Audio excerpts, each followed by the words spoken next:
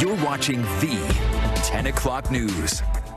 Well, comedian Kevin Hart will be recovering in a wheelchair for a while after tearing his abdominal muscles and hip abductors while trying to race a former NFL player. And as Fox 5's Jennifer Williams tells us, this type of weekend warrior behavior can be dangerous and is no laughing matter. Yeah. I'm in a wheelchair. Why? Well, because I tried to jump out there and do some young stuff. Comedian Kevin Hart is sidelined for the next 6 to 8 weeks. The age 40 is real.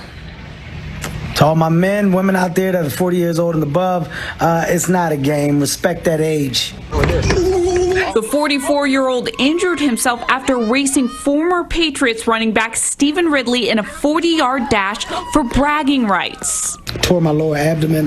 My abductors are torn. I don't even know what that is, but I tore them.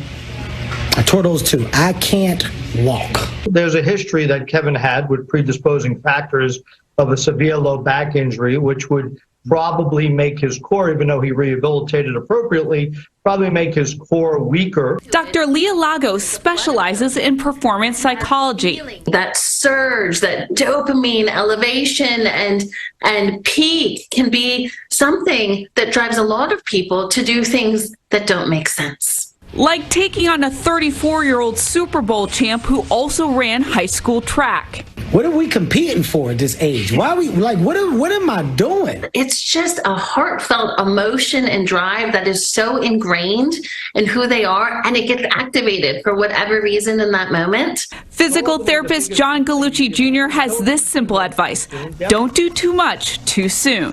You can't do ballistic cutting and turning and backpedaling and sprinting forward if you don't condition and train that way. Or in Hart's case, debating over who was faster.